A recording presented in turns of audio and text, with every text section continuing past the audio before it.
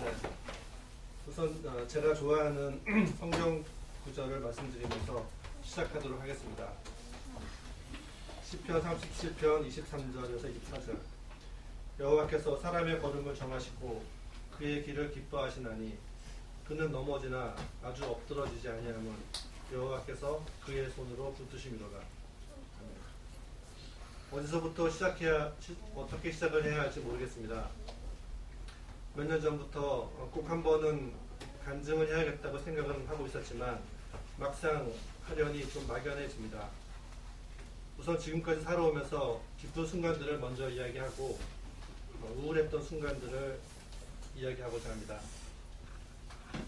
대학 2학년 때 ROTC를 시험 보고 합격했을 때에 지금은 고인이 되신 아버지께서 저보다 더 기뻐하셨습니다. 아마도 군생활을 사병으로 하신 아버지께서 마음속에 한이 맺히셔서 아들만큼은 장교로 보내야겠다는 생각을 늘 하셨던 것 같습니다. 전역 후 은행에 취업이 되면서 두 아들이 전부 은행에 다닌다고 좋아하셨던 부모님. 돈 복은 없어도 자식 복은 있어서 부러울 게 없다고 늘 말씀하곤 하셨습니다. 시간은 흘러 2년 전 유민이가 대학에 입학했을 때에 저는 은행 사거리 한복판에서 축하한다고 소리 지르며 유민이와 통화하면서 아버지께서도 내가 입사했을 때 이렇게 좋아하셨겠구나 하는 생각이 들었습니다. 돌아보면 하나님의 은혜라는 생각이 듭니다. 이렇게 자식이 잘 되면 자식보다 부모 마음이 더 기쁘다는 것을 부모가 돼서야 알았습니다. 그러나 늘 기쁜 일만 있는 것은 아니었습니다. 가장 안타까운 일들이 몇 번 있었습니다. 은행 입사 7년차 개장 때에 대출 사고를 당해서 모든 책임자들이 책임을 회피하고 실무자에게만 책임을 전가했을 때 그때 은행을 그만둘까 고민했던 시기가 있었습니다. 아직도 기억나는 건 퇴근할 때 전철역에서 집으로 30분 정도 걸어오면서 늘 주님 이름을 부르며 기도했던 기억이 납니다. 퇴근 후 집 뒤에 있는 부담산을 거의 매일 오르면서 마음을 달랬던 시간들이 벌써 10년이 훨씬 넘었지만 주마등처럼 생생하게 기억됩니다. 그때가 아마 유경이가 엄마 뱃속에 있을 때니까 16년이 되었던 것 같습니다.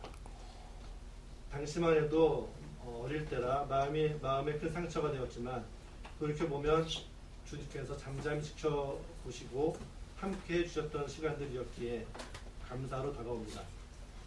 아내 역시 저보다 더 담담하게 얘기하며 그깟 돈 벌면 되지 않겠냐고 얘기할 때 많은 힘이 되었습니다.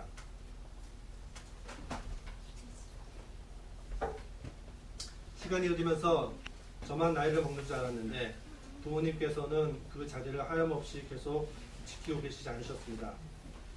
2015년 5월 11일 아버지께서 병원에 입원하신 지 하루 만에 돌아가셨습니다. 그간 기력이 많이 없으셨고 오랫동안 당뇨를 갖고 계셨기 때문에 아버지께서는 폐렴과 전립선 등이 안 좋아지시면서 집에서 잘 드시지 못하시고 결국 요양원에 입원하시고 하루 만에 돌아가셨습니다.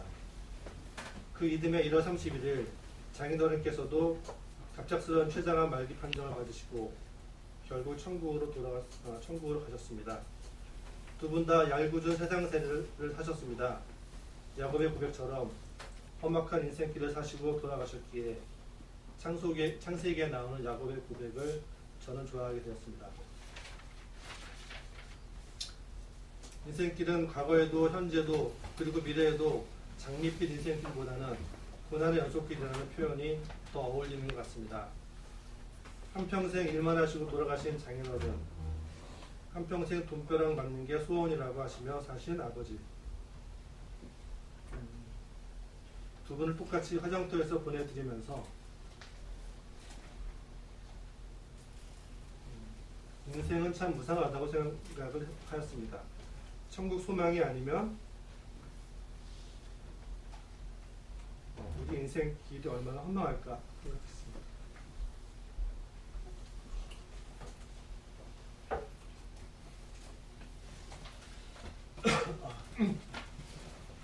작년 봄 모든 직원의 만류에도 불구하고 저는 은행을 퇴직하였습니다.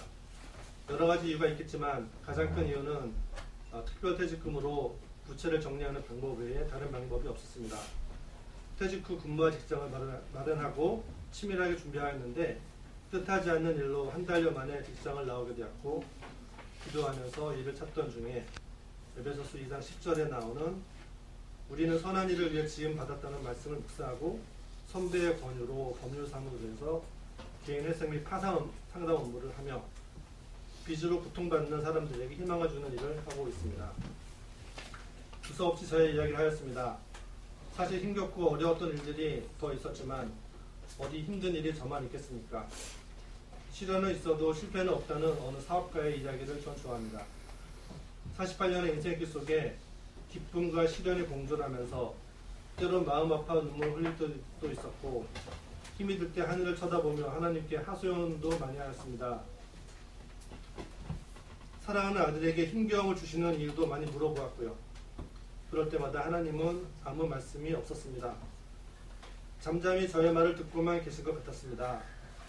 그런데 이상하게 하나님께 얘기하면 일은 해결이 안 되더라도 마음은 편해지곤 했습니다. 사실 지금도 여전히 해결해야 할 문제들이 있습니다. 그러나 하나님만 바라보며 묵묵히 걸어갑니다. 요즘 들어 갱년기가 오는지 이상하게 예민해지고 아무 일도 아닌데 감정이 격해지곤 합니다. 아내와 본의 아니게 말다툼도 종종 합니다. 짜증도 전에보다 더 늘은 것 같습니다. 말을 안 해도 아내가 송아리를 좀 할 것 같습니다. 이 자리를 빌어 아내에게 미안하다는 말을 전합니다. 여보 미안해요. 성경 말씀을 다시 한번 묵상합니다. 그는 넘어지나 엎드러지지 아니함은 여호와께서 그의 손으로 붙드심이로다. 몇 번은 넘어졌으나 완전히 엎드러지지 않게 주님은 저의 손을 붙들고 있습니다. 저의 손을 놓지 않고 계십니다. 다시 일어나도록 힘을 주시고 함께 계십니다. 제가 감사한 것은 이런 일 저런 일로 넘어질지언정 주님께서는 여전히 늘 함께 하신다는 것입니다. 우리의 걸음을 정하여 주십니다. 우리는 그 길을 걸어가면 됩니다. 때론 넘어질 수 있습니다. 그러나 완전히 넘어지지는 않습니다. 왜냐하면 여호와께서 그의 손으로 붙들고 계시기 때문입니다. 주님께 감사를 드립니다. 할렐루야.